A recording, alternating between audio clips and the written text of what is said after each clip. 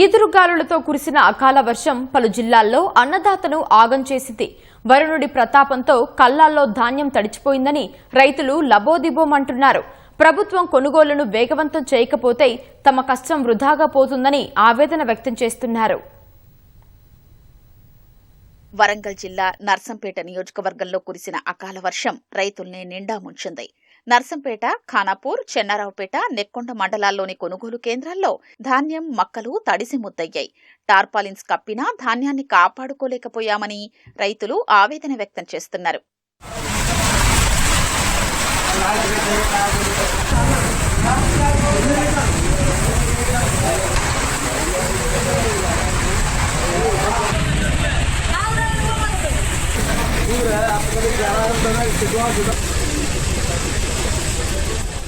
నిజామాబాద్ జిల్లాలో అకాల వర్షాలు బీభత్సం సృష్టించాయి.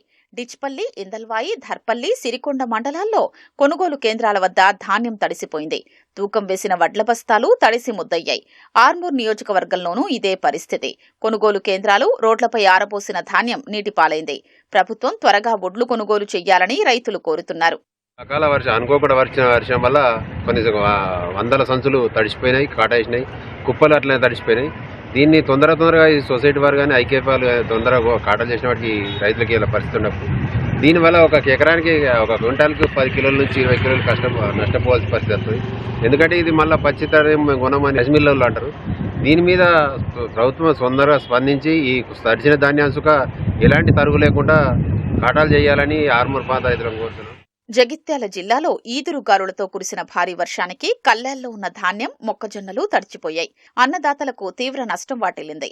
త్వరగా కొనుగోళ్లు పూర్తి చేయాలంటూ జగిత్యాల, నిజామాబాద్ రహదారిపై రైతులు రాస్తారోకో చేశారు. తడిచిన మక్కలు, ధాన్యం కొనుగోలు చేయాలని డిమాండ్ చేశారు. మెట్పల్లి మార్కెట్లో 12 క్వింటాళ్ల మొక్కజొన్న, 7,000 క్వింటాళ్ల ధాన్యం వరద పాలైంది. నీటిలో కొట్టుకుపోతున్న ధాన్యాన్ని చూసి కాపాడుకునేందుకు రైతులు ప్రయత్నించినా ఫలితం లేకుండా పోయింది. అష్టకష్టాలు పడి పండించిన పంటను కొనుగోళ్లలో జాప్యంతో నీటిపాలైందని రైతులు వాపోతున్నారు. అధికారులు గాని, కలెక్టర్ గాని ప్రతి ఒక్కళ్ళు వచ్చి మా బతికేంది, మా కథేంది అని చెప్పి చూడాలి. ఇక్కడ కొనుగోలు చేయాలి. తడిసిన ధాన్యాన్ని కనీసం నేర్పుకోవడానికి కూడా మాకు ప్లేస్ లేదు. అక్కడ 20 రోజుల నుంచి 25 రోజుల నుంచి వెళ్ళి మేము మార్కెట్ లో ఉన్నాం కాబట్టి మా ధాన్యాల పరిష్కారం ఏందని చెప్పి చూడాలి. మక్కలు తెచ్చి 15 రోజులు అవుతుంది. సంచులు తెచ్చుకోమంటే సంచులు తెచ్చుకున్నా, నింపుకున్నా, కుప్పల సుగా ఇట్లా ఎత్తుంటే 2,000, 3,000, 4,000 ఈ గోలు పట్టించుకునేటోళ్ళు లేరు. వాళ్ళ కడుపులాలు నింపుకునేటోళ్ళే ఉన్నారు కానీ రైతులను ఆదుకున్న మానవులు లేరు.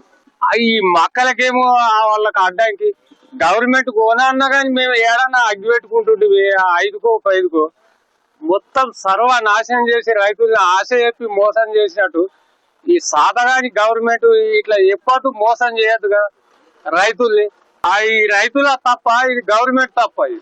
మార్కెట్ లో ఒక్క కాలువ కూడా కరెక్ట్ లేదు. మురుగు కాలువ మొత్తం నీళ్లే ఆగుతున్నాయి. వడ్ల దగ్గరకే వచ్చి ఆగుతున్నాయి. సంచుల దగ్గర మొత్తం మునిగిపోయి వడ్లన్నీ తేలుకుంటూ వెళ్ళిపోతున్నాయి. అక్కడ అంతా అన్నీ నిలువ ఉంటున్నాయి నీళ్లు.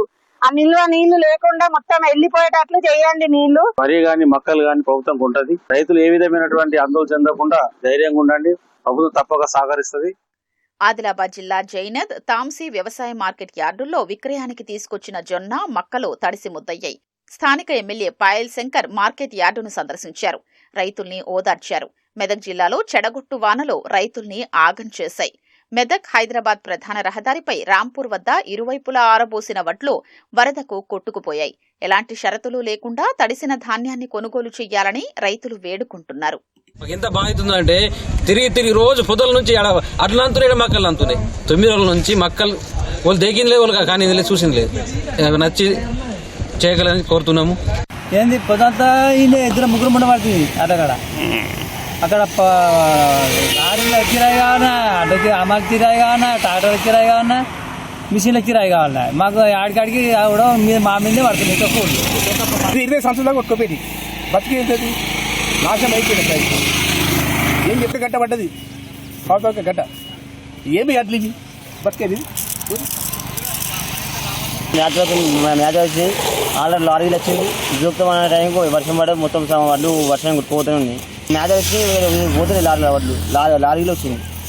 తరుగులు కూడా మొత్తం తూక వడ్లను తీసుకోవాలి.